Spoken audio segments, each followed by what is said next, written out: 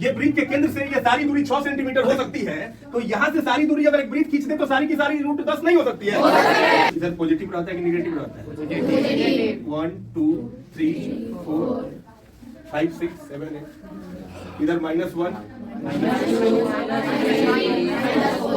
एक संख्या रेखा पर वास्तविक संख्याओं को दर्शाया जाता है। इस संख्याओं को दर्शाया आप ये भी कह सकते हैं कि एक संख्या रेखा पर परिमेय संख्या तथा अपरिमेय संख्या दोनों को दर्शाया जाता है। दो क्या है? तीन क्या है? जीरो क्या है? परिमेय ही है ना। -1 -2 -3 सब क्या है? परिमेय है। सबको पी बटा क्यू के रूप में लिखा जा सकता है। इसमें अपरिमेय संख्या कौन है? कोई नहीं है। इसमें अपरिमेय संख्या क्या है? कोई है इसमें अपरिमेय? अपरिमेय संख्या भी दर्शाया जा रहा है। आइए अपरिमेय भी देखा जाए। यहाँ से यहाँ की दूरी कितनी है? 3 सेंटीमीटर। यहाँ से यहाँ की दूरी है आपकी 3 सेंटीमीटर। ठीक है। और चलिए हम इसके ऊपर एक सीधी रेखा 1 सेंटीमीटर का ले लिए। एक सेंटीमीटर कितना सेंटीमीटर का? 1 सेंटीमीटर। और इससे इसको मिला दिए।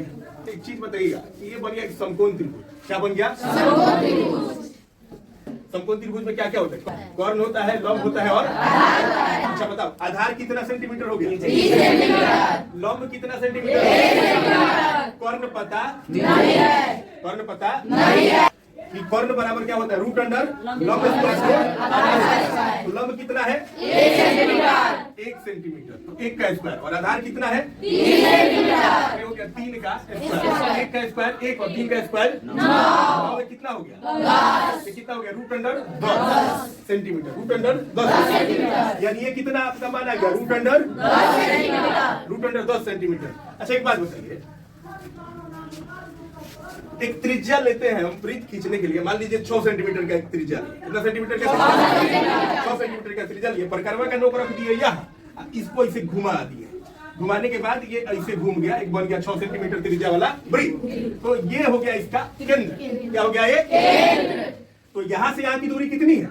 6 सेंटीमीटर। यहाँ से यहाँ की दूरी कितनी है? 6 सेंटीमीटर। ये दूरी कितनी है? 6 सेंटीमीटर। ये दूरी कितनी है? 6 सेंटीमीटर। यानी इस केंद्र से इस वृत्त के इस पार्ट की दूरी जहाँ खींचिएगा सबके सब कितनी हो जाएगी? 6 सेंटीमीटर। जितना खींचिए अनंत खींच सकते हैं ना 6 सेंटीमीटर।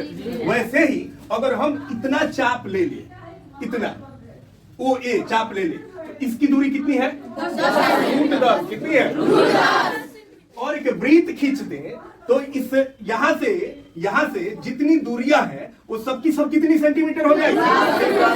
जब 6 सेंटीमीटर वाला ये वृत्त के केंद्र से ये सारी दूरी 6 सेंटीमीटर हो सकती है, तो यहाँ से सारी दूरी अगर एक वृत्त खींच दे तो सारी की सारी रूट 10 नहीं हो सकती है। तो चलिए कि यहाँ से वृत्त खींचते हैं। ये एक ओए त्रिज्या लेकर के, ये त्रिज्या कितनी सेंटीमीटर की है?